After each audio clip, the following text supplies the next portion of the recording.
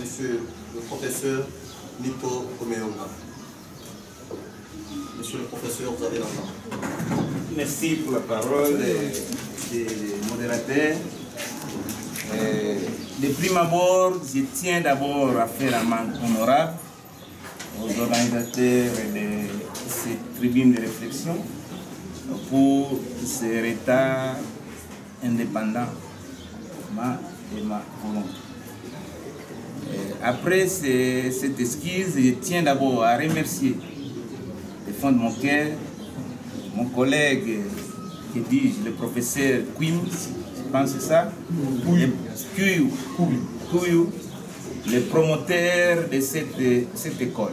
Vous savez, quelqu'un avait dit, si nous voulons améliorer la société, nous pouvons investir. Et le meilleur investissement, c'est l'investissement dans l'école. Plus nous créons des écoles, moins nous aurons de délinquants et moins nous aurons de prisons. Je tiens à remercier.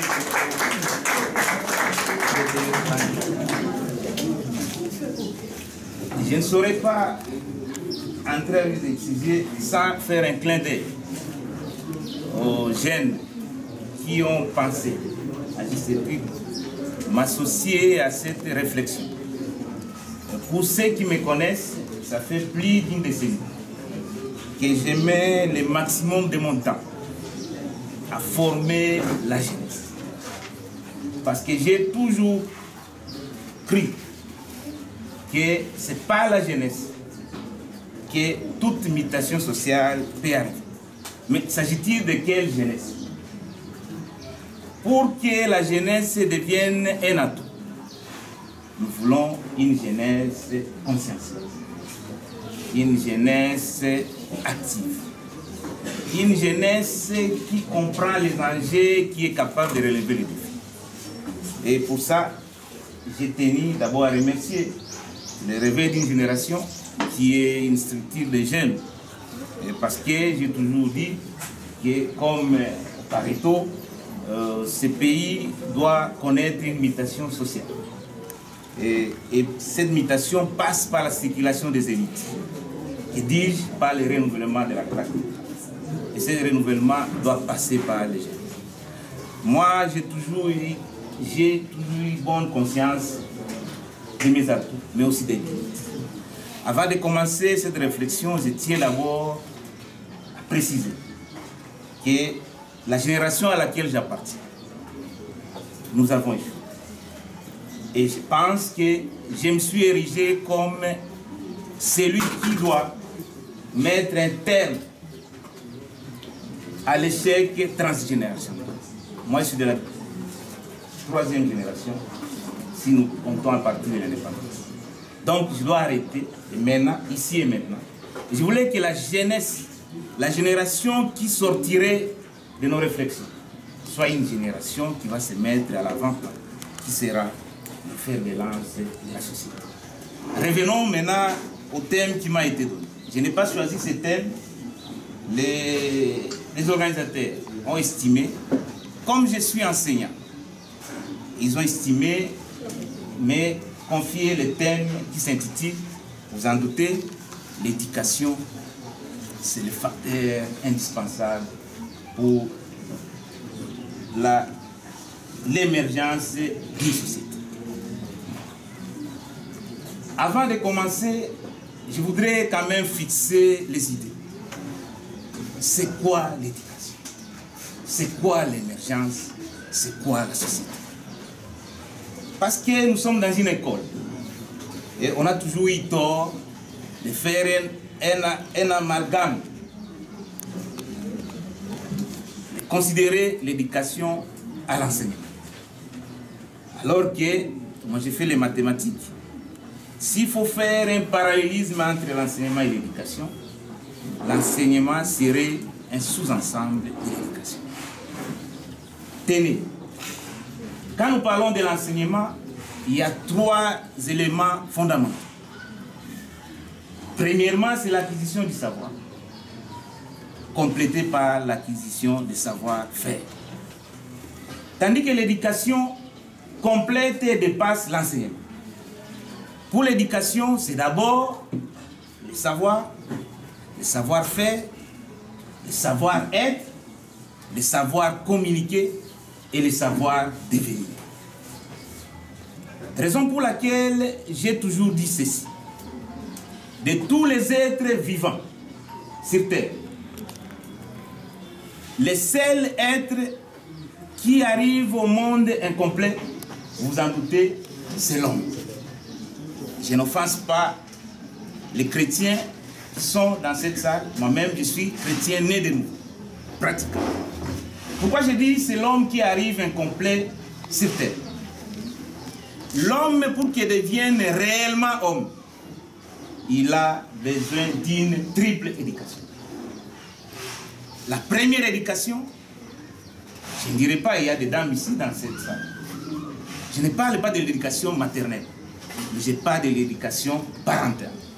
Parce que tous les spécialistes en éducation, tous les enfants ici des familles monoparentales, il manque quelque chose. Donc, premièrement, c'est l'éducation parentale. Deuxième type d'éducation, c'est l'éducation scolaire. Nous sommes dans une école. Collège Saint-Marc. Ça me rappelle, moi-même, je suis un ancien collège. À Kin, collège et Nango. Troisième éducation, c'est l'éducation chrétienne. Pour que l'homme devienne utile à lui-même et utile à la société, il a besoin de ces trois formes d'éducation. Tenez, si vous avez loupé l'une des formes d'éducation, moi-même je suis professeur des universités, mais vous conviendrez avec moi, il y a, je n'offense pas mon collègue, il y a des professeurs d'université délinquants. Il a le savoir, probablement le savoir-faire, mais peut-être lui manque le savoir-être. Donc, si nous comparons, parce qu'il a parlé des régimes qui se sont succédés, quand nous regardons la première république, la deuxième république, en termes d'expertise, on avait des gens suffisamment doués, mais ils ont péché par la déchéance. Donc, on peut avoir l'expertise, mais si on n'a pas l'éthique, on ne peut pas être un bon citoyen. Donc, c'est ainsi que nous avons, avec IGF, on est en train de traquer les criminels colbans. Pourquoi? Parce qu'ils ont peut-être raté leur éducation maternelle ou alors l'éducation chrétienne. Éducation, facteur indispensable de l'émergence. Comme on a expliqué l'éducation, c'est quoi l'émergence? Émerger. C'est-à-dire quitter d'un niveau inférieur vers un niveau supérieur. Mais si nous devons parler en termes de nations, parce que comme vous le savez, nous avons des pays sous-développés, des pays émergents comme la Chine et les pays développés. C'est quoi l'émergence? Quand est-ce que, vous vous rappelez, il y a un Premier ministre, dont je préfère taire le nom, nous avait dit qu'à l'horizon 2030, la RD sera un pays émergent. Je vois ses collègues professeurs, il est devenu prof comme moi, je ne pense pas, honnêtement, là où il se retrouve, s'il peut encore parler de l'émergence à l'horizon 2030. Pourquoi nous disons qu'il y a une corrélation positive entre l'éducation et l'émergence, c'est-à-dire les stades intermédiaires entre le sous-développement et le développement? Tenez, tous les pays qui se sont développés à travers le monde, ils ont commencé par développer l'éducation. Vous voulez aller vite à l'éducation? Investir, aller au développement, investissez dans l'éducation.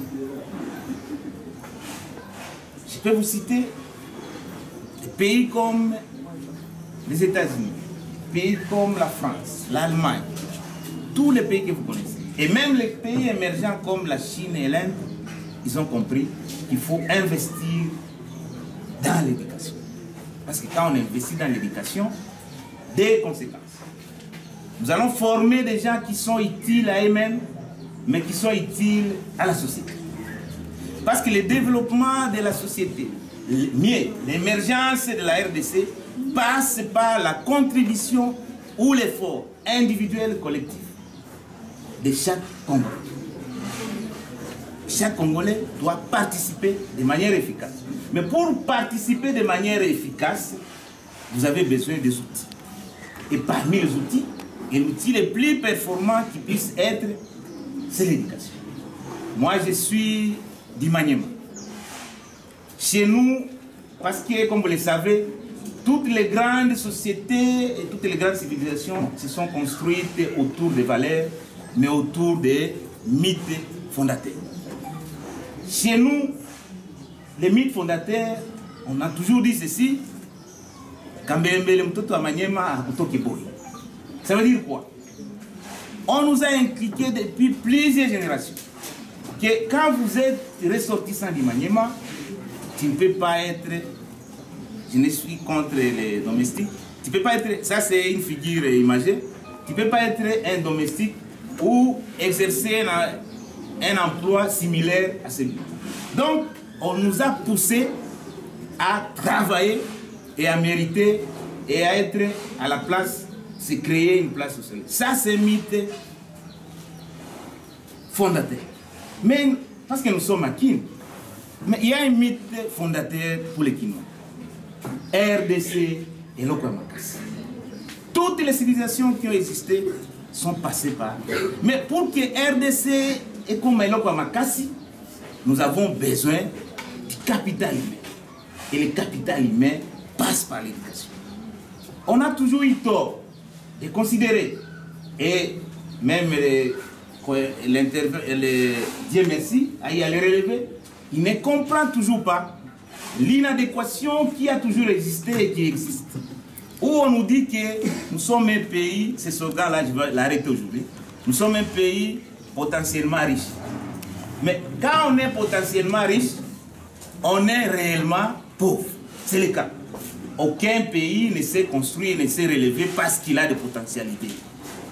Le deuxième pays le plus développé au monde, le Japon, n'a ni richesse minière, ni richesse naturelle, mais le seul capital dont il dispose, c'est le capital humain. Pourquoi? Parce que le capital humain est capable d'apporter la valeur ajoutée, capable de transformer l'eau des rivières pour que nous ayons, ça c'est le travail du capital humain. Sinon, cette eau sera indigeste, on ne va pas la consommer. Donc, nous devons comprendre que c'est l'éducation qui est la voie royale pour espérer à l'émergence d'une nation. Parce que l'émergence est consubstantielle de la croissance. Croissance économique. Or, la croissance, c'est la sommation de valeurs ajoutées. Pour qu'il y ait valeur ajoutée, nous devons quitter le stade primaire, c'était primaire, où nous sommes, ce que j'appelle, nous sommes caractérisés par la ruralité économique. Nous nous comportons, toute une nation, comme si on était au village. Je n'ai rien contre les villageois parce que moi-même j'en suis un. Je viens du village. Mais, pourquoi nous disons que nous sommes une économie de rente? C'est pas que nous nous comportons comme un bailleur qui, à la fin de chaque mois, il attend le loyer, les revenus locatifs.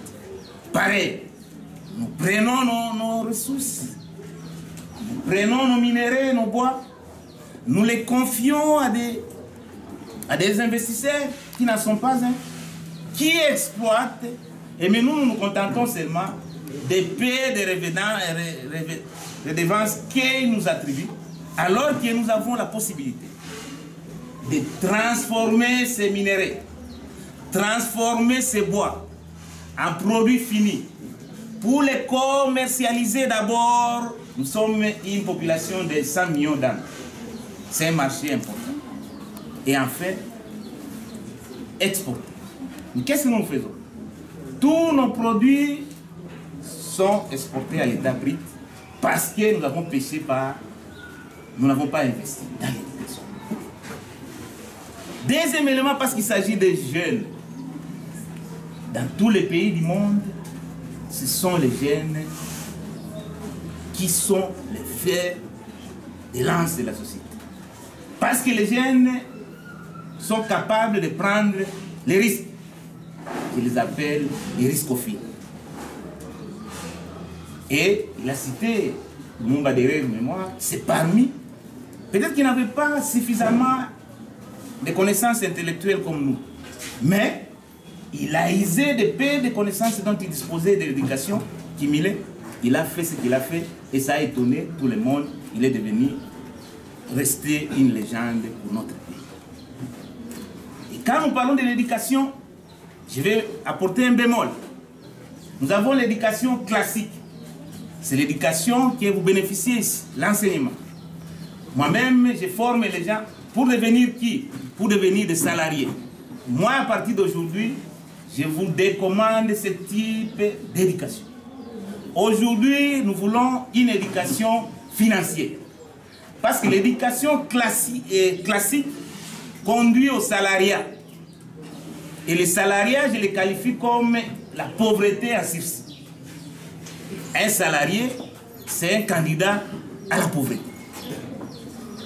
Au lieu de vous contenter du salariat, je m'adresse à vous, les jeunes. On a besoin maintenant d'éducation financière. Parce que l'éducation financière vous donne la liberté financière qui passe par l'entrepreneur. Pour être entrepreneur, il faut être riscophile. On n'a pas besoin de riscophobes comme nous.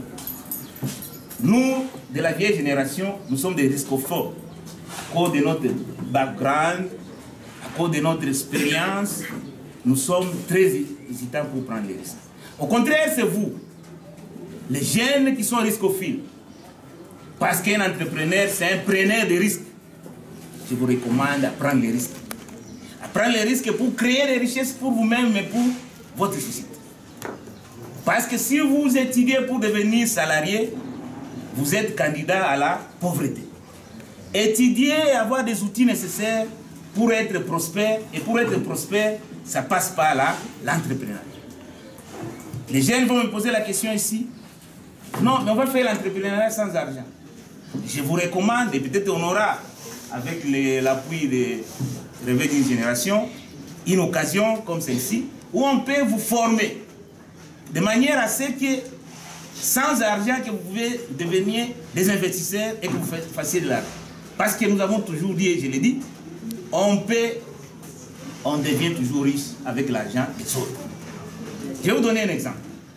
Les quelques banques qui existent dans notre pays, moi j'appelle ça communautarisation bancaire. Parce que de toutes ces 20 banques, aucune d'elles n'est congolaise.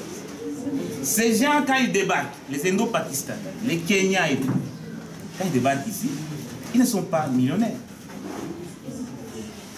Mais qu'est-ce qui se fait qu'à si bout de temps, ils deviennent millionnaires? C'est parce que la vocation de la banque, c'est de collecter d'abord l'épargne intérieure, tout ce que vous avez.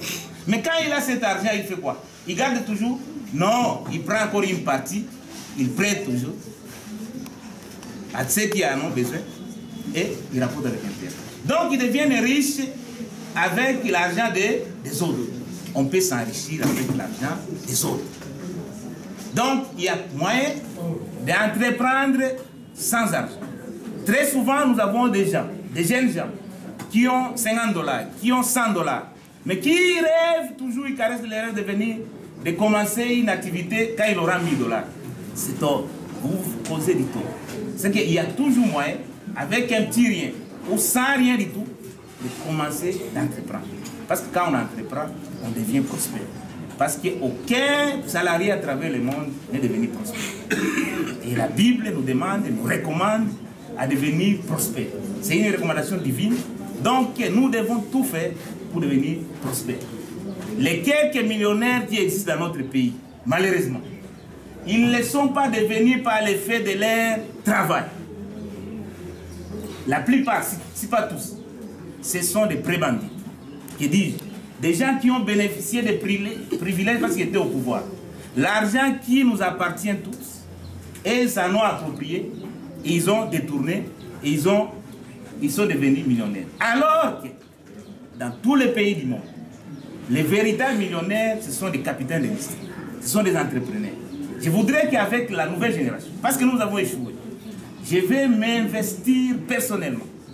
Je vais consacrer le maximum de mon temps pour formater la jeunesse, de manière à arrêter cet échec transgénérationnel pour qu'il y ait une nouvelle génération, comme le mot le dit, les rêves d'une génération. Il faut qu'il y ait une génération.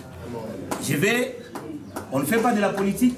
La Bible est claire, je le dis sous le contrôle de mon ami pasteur ici. Le peuple sera heureux quand ils auront des bons dirigeants. Mais pour en avoir les bons dirigeants, qui les sélectionne? À la base, c'est la population, et particulièrement la jeunesse. C'est pourquoi je vous convie, dans les échéances à venir, voyez, un des jeunes vous a dit, arrêtez de vendre votre pouvoir. Quelqu'un vous donne 10 $, et vous lui accordez le pouvoir. Et qu'à l'issue de 5 ans, il reviendra encore avec 10 $ pour obtenir le pouvoir. Est-ce que, honnêtement, tel que vous êtes là, quelqu'un peut me dire pendant 5 ans, il ne peut pas avoir 10 $? 5 ans. Ça, s'il y a une personne dans cette salle, je vais recommander au pasteur qui est là, il va déclarer une délivrance aujourd'hui, pour que je réalise qu'en tout cas, au bout de 5 ans, que personne ne manque 10 $. Or, à cause de 10 $, vous donnez le pouvoir à des délinquants qui ont amassé votre propre argent par des privilèges qu'ils ont reçus par un positionnement politique. Ils ont pris cet argent, votre propre argent, il vient encore vous corrompre. Nous sommes le seul pays où quelqu'un peut venir prendre ton argent et vous les retourner une partie et prendre le pouvoir. Il faut arrêter. Parce que le réveil d'une génération, je crois, vous êtes parmi cette nouvelle génération que nous rêvons, parce que nous voulons que le pays marche. Nous voulons que le pays marche et ça ne peut marcher qu'avec la jeunesse. Moi, je crois à la jeunesse. Je vais terminer par là pour vous donner l'occasion de poser des questions et rencontrer vos préoccupations. Il y a un des aînés, professeur d'université, Mabika Kalanga. Il a écrit un célèbre ouvrage, La remise en question, base de la décolonisation mentale. Qu'est-ce qu'il a dit? Quand j'ai lu dans cet ouvrage, quelque part, il s'est adressé à la jeunesse, pas la jeunesse actuelle, la jeunesse de 1965. Il a dit que cette jeunesse de 1965 souffrait de 4 maladies. Vous en doutez. La première maladie, l'inconscience. La deuxième maladie, l'inconséquence. La troisième maladie, l'insouciance. Et la quatrième maladie, c'est le complexe de la dépendance. Après 65 ans, aujourd'hui, nous sommes en 2022. Quand j'essaie de faire le procès de la société congolaise, petit à petit, je me rends compte que cette jeunesse de 65, si je la compare à la jeunesse actuelle, je me dis que ces maladies-là, non seulement qu'elles existent, mais elles ont perduré au point de devenir très vivaces, pire que 65. Donc, quand je viens ici, c'est pour vous guérir ces 4 maladies. Vous devez arrêter avec l'inconscient. L'inconscient, c'est quelqu'un qui agit sous l'émotion, sur la charge émotive. Il n'a pas de rationalité. Or, les hommes sont différents des animaux à cause de la raison. Il y a 2 parties importantes, je suis dans une école ici, 2 parties importantes de l'être humain, le cerveau et le cœur. Le cerveau nous permet de faire un jugement rationnel. Le cœur nous donne la sensibilité. C'est par le cœur qu'on peut être sensible à l'autre, qu'on peut faire la solitude, qu'on peut poser de bons actes. Maintenant, si vous êtes inconscient, c'est que vous êtes dans un conditionnement mental qui vous permet d'agir comme un animal. Vous agissez comme quelqu'un qui ne peut pas faire un jugement. Vous devez arrêter. Parce que vous êtes à l'école. À l'école, on vous donne des outils. Parmi les outils, j'ai parlé de l'acquisition des connaissances intellectuelles. Ça vous permet de faire des analyses justes pour opérer des choix justes. J'ai parlé de l'insouciance. Insouciance, ça veut dire que, bon, dans tous les cas, comme moi j'ai mon petit pain ici, comme les gros des Congolais et dans la précarité, moi j'ai déjà pris ma part. Je gagne $100 par mois, donc le reste là, ça m'intéresse. Ça, c'est l'insouciance. Les complexes de la dépendance. Très souvent, les jeunes croient que leur salut appartient aux aînés. C'est-à-dire d'eux-mêmes ne peuvent pas prendre le risque d'entreprendre quelque chose. Ils attendent toujours. Non, quoi que ça. Président, Mopao. Nous sommes les seuls pays où il y a trop de Mopao, trop de présidents, mais la grande majorité est dans la précarité. Il faut arrêter ça. Ne dépendez plus de Mopao, entre guillemets. Parce que les grands Mopao, en réalité, ce sont des voleurs, des délinquants. Leur place, c'est à la prison. Mais ils jouissent d'un certain privilège. Ou parce qu'eux-mêmes, ils sont au four et au moulin. Ils ne peuvent pas se retrouver en prison. Mais ils viennent par subtilité, insidieuse. Ils prennent votre argent. Mais ils retournent encore pour vous dire que non, Naza Mopao. Vous êtes Mopao, qu'est-ce que vous avez fait? Les Mopao, ce sont des gens qui réussissent par la sueur du front. Les Mopao, ce sont des gens qui travaillent. Les Mopao, ce ne sont pas imprimés. Et je termine parce que nous sommes l'un des rares pays où vous posez la question à un acteur politique, quelle est votre fonction? Ah, je suis politicien. C'est scandaleux. La politique n'a jamais été une fonction. La politique, c'est l'apostolat. C'est un service. Je suis professeur d'université parce que j'estime que ma voix ne porte pas. Est-ce que je peux trouver un espace pour que, quand je hausse ma voix, ça porte et ça rayonne. Mais ma carrière, c'est la carrière professorale. Je suis à l'université avec mon collègue. C'est ça mon job. C'est ça mon gagne-pain. Mais quand je viens en politique, c'est un mandat, c'est un service, c'est de l'apostolat. C'est comme les pasteurs là. C'est de l'apostolat. On ne fait pas la politique pour devenir riche. Vous voulez être riche? Faites les affaires. Vous voulez servir? Venez en politique. Arrêtons, faisons une bonne sélection. Une bonne sélection nous permettra d'avoir des acteurs. Ce sont parce que de toutes les volontés qui puissent exister, c'est la volonté souveraine, c'est la volonté politique. Quand nous avons, et ces pays n'émergent pas pourquoi? Pour deux choses. Le déficit de leadership, mais aussi la gouvernance kleptocratique. C'est-à-dire une gouvernance fondée sur les vols, sur les détournements. Donc, nous devons sélectionner les bons dirigeants. Et les bons dirigeants, ça doit venir de vous. C'est vous qui devez sélectionner. Parce que vous avez ce pouvoir-là de sélectionner. Sélectionner des gens, non seulement qui sont intelligents, mais qui sont aussi honnêtes. Parce que si vous sélectionnez seulement parce qu'il est professeur, mais il est caractérisé par la déchéance morale, les résultats seront les mêmes. On prend les mêmes et on recommence. Cette fois-ci, on doit arrêter. On ne va pas prendre les mêmes, on va prendre des gens qui allient l'éthique à l'expertise. Donc, ce pays, nous n'avons plus besoin de politique, encore moins de politiciens. Nous avons besoin de technopolitiques, les gens qui allient l'éthique et l'expertise. Et ces gens-là, vous en avez les capacités, vous avez le pouvoir. Je sais que d'ici là, les gens viendront vous solliciter. Mais choisissez, c'est parce que la politique, depuis la Grèce antique, mieux depuis l'Égypte antique, ce sont les meilleurs d'entre nous qui doivent faire la politique. Ce sont les meilleurs d'entre nous qui doivent présider à la destinée collective. Mais si vous mettez des barbares, comme c'est le cas, des marginaux sociaux, pour nous diriger, quand un aveugle dirige les voyants comme nous, à terme, nous allons nous trouver dans les gouffres. Je crois que nous sommes dans les gouffres, mais nous sommes capables de nous tirer du gouffre. Dire que nous sommes morts, je dis non. Le pays n'est pas mort. Le pays est vivant. Et même très vivant parce que la jeunesse est là. La jeunesse, et je termine par là, on a toujours dit la jeunesse est l'avenir de demain. Non, la jeunesse est bien éduquée, l'avenir de demain. Parce qu'une jeunesse délinquante, une jeunesse Koulouna, on va reproduire des dirigeants Koulouna et ils vont faire encore pérenniser nos malheurs. Arrêtons avec tous ces marginaux qui sont aux commandes de l'État, tous ces délinquants, il faut sélectionner. Voter utile, c'est voter les gens qui ont la qualité, mais qui ont aussi l'éthique. On a besoin de l'éthique et de la qualité. Voilà, je ne voudrais pas abuser de votre patience. Nous avons commencé cette réflexion avec un grand retard, mais je préfère vous redonner encore la parole. Comme on va vous redonner la parole à 2023, pour sélectionner, pour sanctionner, pour faire un vote utile.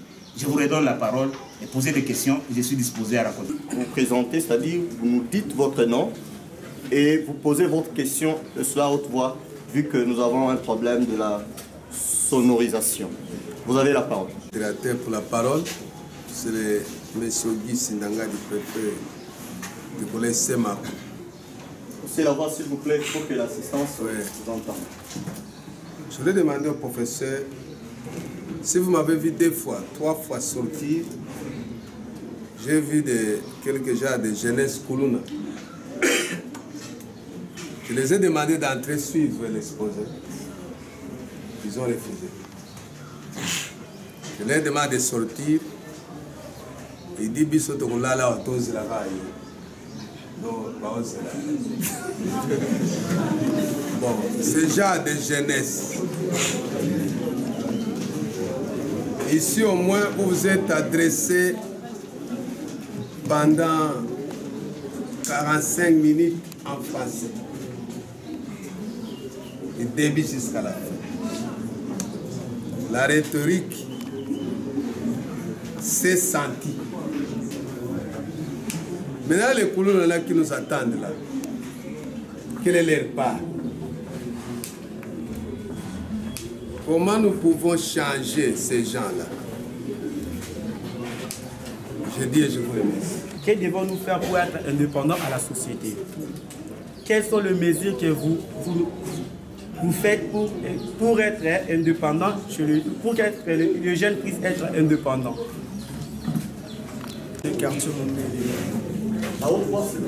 Ma première question est celle-ci. Quelles sont vos innovations pour l'émergence de l'éducation dans notre société? Première question. Deuxième question. Quoi faire un jeune conscient, volontaire, qui veut être indépendant, mais il manque les moyens financiers? Troisième question.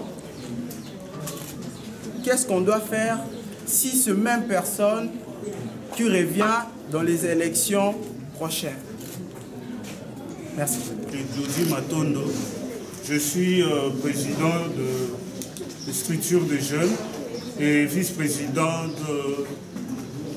de parti politique délégué RDT. Je m'occupe toujours dans notre histoire de jeunes. Déjà, avant de poser ma question, par rapport au thème éducation, facteur indispensable pour l'émergence d'une société. Alors, par rapport à la jeunesse actuelle, ce sont des cas que nous racontons chaque jour dans nos rues et tout. Lorsqu'un jeune essaye d'apporter un plus devant la société, comme on l'a dit, nous trouvons toujours des éléments ou de facteurs qui viennent nous gêner.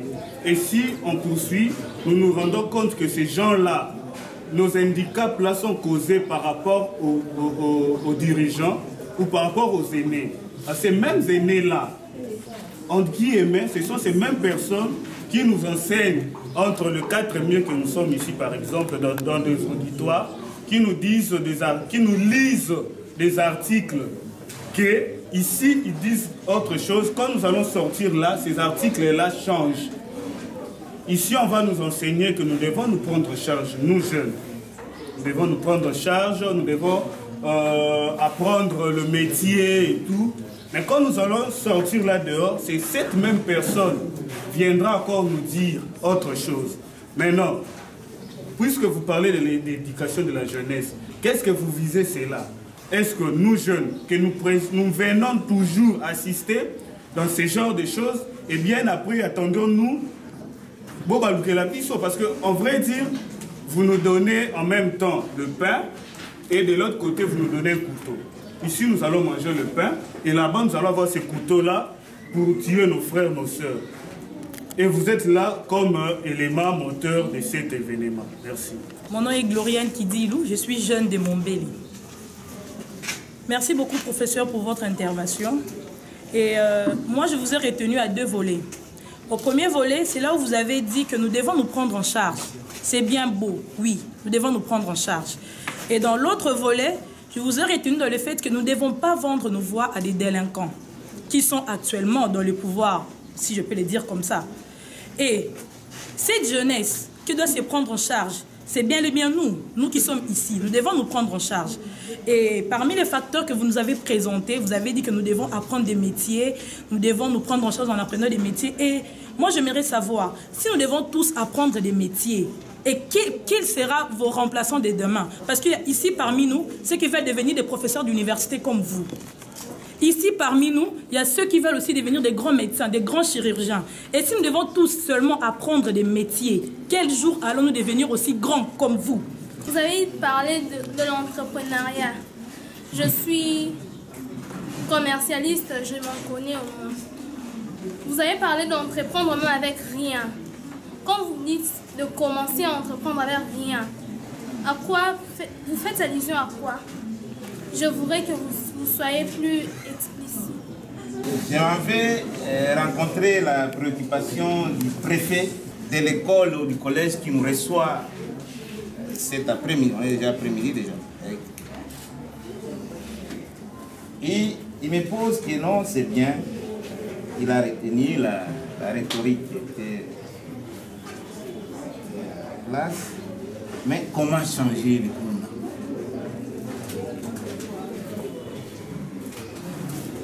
Moi, le Kuluna, c'est... Si vous regardez la tranche d'âge, le Kuluna, c'est autour de 12 à 22 ans. Ah, je ne dis pas tous, hein, la majorité. C'est de la délinquance juvénile. C'est-à-dire, la responsabilité à deux niveaux. La responsabilité première incombe à l'État. Dans ses missions régaliennes, l'État est supposé résoudre, parce que ça, nous voyons, c'est la conséquence. La cause, elle est ailleurs. Les Kuluna, moi quand j'arrive ici à 1986, il n'y avait pas Kuluna. Il y avait un concept que je n'aime pas trop, les enfants de la rue. Alors que la rue n'a jamais donné naissance à qui que ce soit.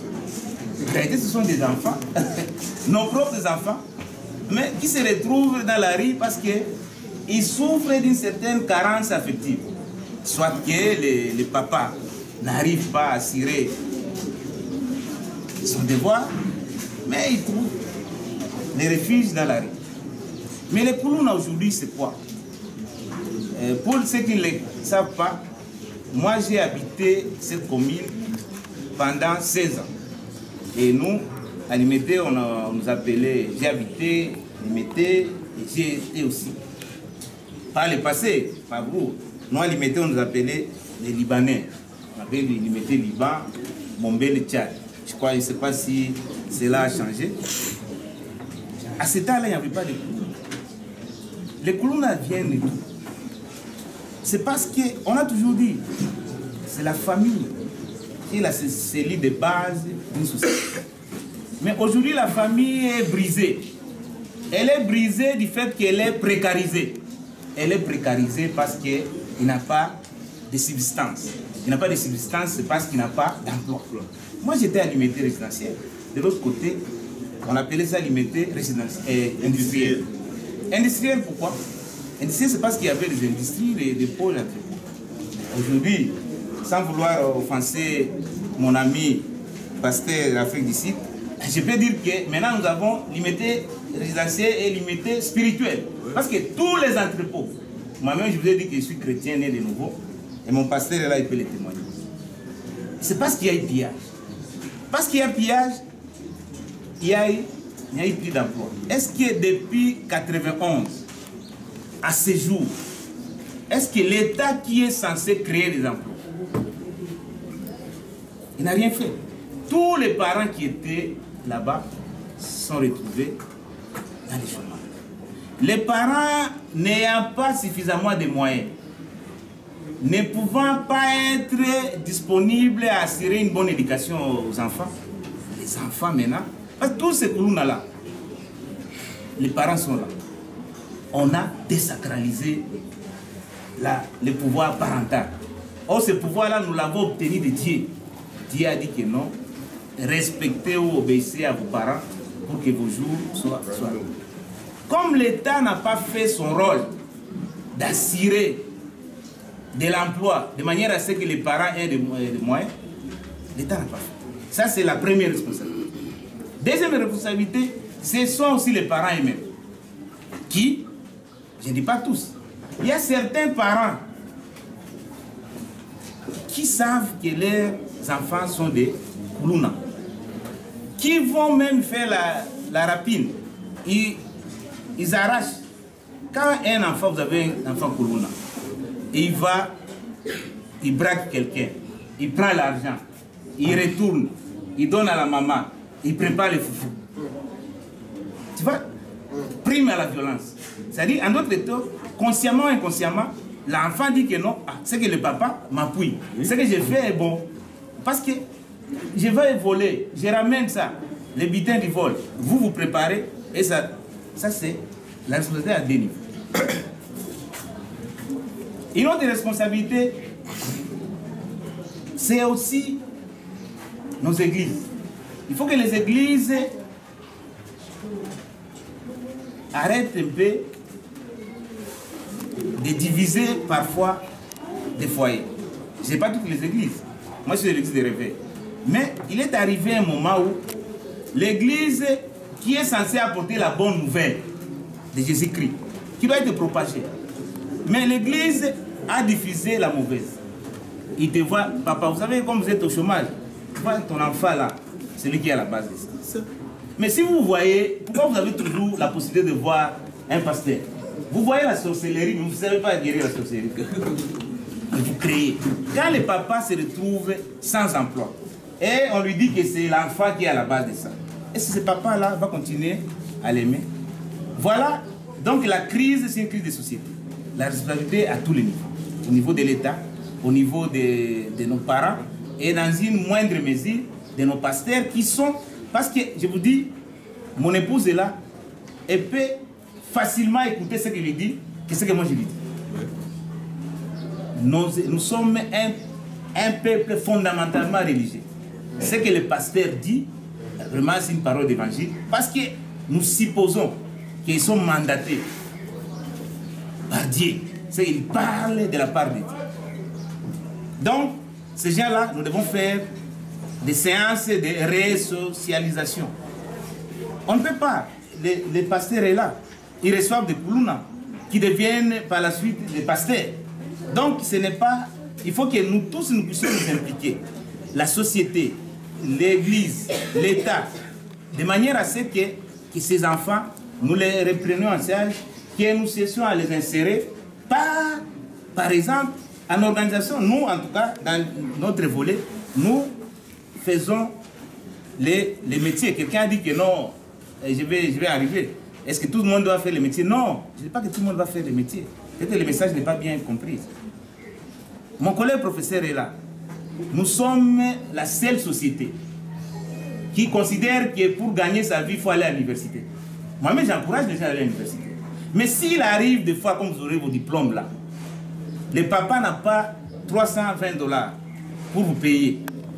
Là, c'est chez nous, par exemple, à l'IPN. Mais quand vous allez à l'ICC, c'est 1100 $. Parce que le papa, pour le moment, n'a pas ces moyens-là.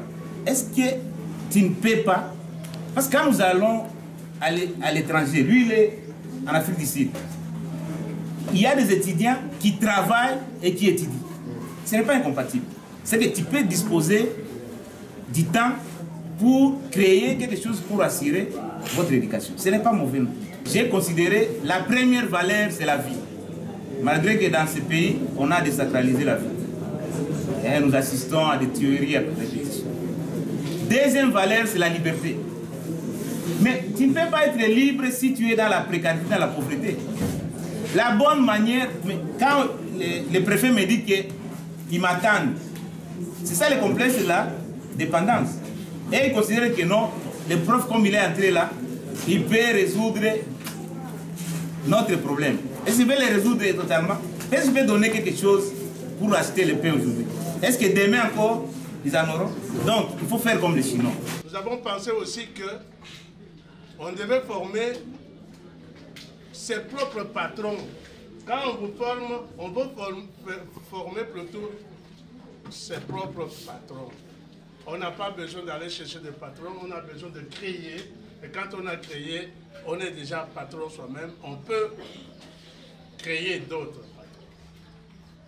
Voilà pourquoi, dans notre dénomination, vous voyez ce qu'on appelle les coopératives. Coopératives et microfinance, c'est très important. Parce que les gens doivent eux-mêmes se prendre en charge.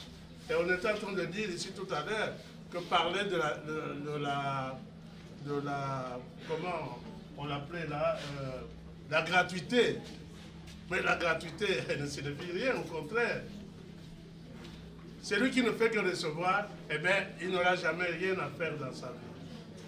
Donc la gratuité dont nous parlons ici, nous le voyons dans les écoles des environs ici. Professeur, venez dans les écoles des environs ici, du collège de Saint-Marco. Et vous verrez que les choses ne marchent pas. Parce qu'il y a la gratuité. Et les derniers examens d'État que nous avons eu à faire ici, il n'y avait que le collège Saint-Marco qui a été au top. Parce qu'on a été toujours là pour serrer. Il faut qu'on forme des hommes et non pas des koulouna.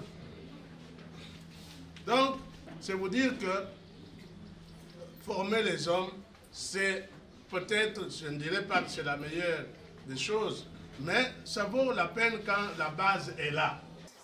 Merci pour la parole. L'éducation est facteur indispensable d'une nation, d'une société, élément d'une société, c'est fondamental. Dans tous les pays du monde, les pays qui ont émergé, les pays qui se sont développés, ils se sont développés grâce à l'éducation. Parce que l'éducation a quelque chose de particulier. Grâce à l'éducation, on a des valeurs qui résistent à l'épreuve du temps. Grâce à l'éducation, on est suffisamment équipé, de manière à devenir un homme utile à soi-même, mais utile à la société. Parce que l'émergence d'une société résulte de l'effort collectif et individuel de chacun. Il faudrait que chacun de nous y apporte du sien. Toutes les sociétés qui sont développées, en premier le Japon, c'est le capital humain. Et pour que le capital humain devienne un facteur de développement, il doit être éduqué. Raison pour laquelle nous avons estimé que nous devons investir dans la jeunesse, pour que cette jeunesse devienne consciencieuse, bien éduquée, éveillée, de manière à prendre l'envol, et pour que l'émergence devienne une réalité. Auquel cas, cette jeunesse, si elle n'est pas éduquée, si elle est délinquante, si elle est inconsciente et souciante, loin d'être un atout, elle deviendrait un goulot d'étranglement.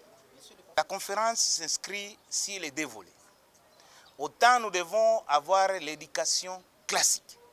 C'est l'éducation qui permet à l'homme d'acquérir les savoirs, les savoir-faire, les savoir-être, les savoir communiquer et les savoir devenir. Mais nous devons aussi outiller cet homme de l'outil indispensable. Une autre forme d'éducation, c'est l'éducation financière. L'éducation financière consiste à comment gagner l'argent, comment protéger l'argent, comment fructifier l'argent et pour devenir prospère. Parce que l'éducation classique conduit inéluctablement au salariat. Et le salariat a toujours constitué, le salariat a toujours été la pauvreté en sursis. Quelqu'un qui est salarié, après activité, il tombe dans la précarité. Mais celui qui s'inscrit dans la création des richesses, celui qui est entrepreneur, même dans son âge le plus avancé, son entreprise, son activité génératrice de revenus va continuer à subsister et sa prospérité sera pérenne. Alors que le salariat donne une prospérité conjoncturelle, éphémère. Or, pour que nous devenions prospères, nous devons nous lancer dans l'entrepreneuriat, dans la création des richesses. Et ça, Et pour le faire, il faut l'éducation financière qui donne la liberté financière et la liberté financière donne l'indépendance. On ne peut pas être indépendant si on est pauvre. Je vais tirer la jeunesse actuelle de se débarrasser de ce complexe de dépendance pour qu'elle devienne une jeunesse active, consciencieuse, actrice de développement, que dis-je, le fer de lance de la société. Et c'est par cette jeunesse, j'ai consacré 10 ans de travail et je vais poursuivre de manière à ce que cette génération soit une génération de l'avant-plan et que nous arrêtions l'échec transgénérationnel que nous avons hérité et que certains veulent perpétuer. Moi, je vais arrêter et je vais céder les flambeaux à la jeunesse qui doit prendre l'élan et avoir un bel élan comme l'hymne national nous les renseigne. N'est-ce pas une façon de chercher aussi à constituer une base en termes politiques? Non, en termes politiques, je ne pense pas. La politique est loin d'être un job. Moi, j'ai toujours considéré la politique comme un apostolat, comme un service. Vous m'avez présenté comme professeur des universités. Déjà, ma carrière professorale me permet de nourrir les deux bouts du monde. Je ne peux pas profiter, je ne peux pas profaner ma carrière politique pour faire carrière professorale pour faire la politique. Si on doit faire la politique, si les communs des mortels, si les gens estiment que je peux apporter ma touche particulière pour faire avancer les choses, je peux le faire. Mais ma vocation première, c'est une fondation. Une fondation, c'est une ASBEL qui est apolitique. Nous prêchons pour l'émergence d'une nouvelle société, d'une nouvelle classe. Et la classe politique passe par le renouvellement de cette classe et de la mutation sociale qui doit être notre leitmotiv. Et la jeunesse constitue pour moi le vivier de cet renouvellement de la classe politique.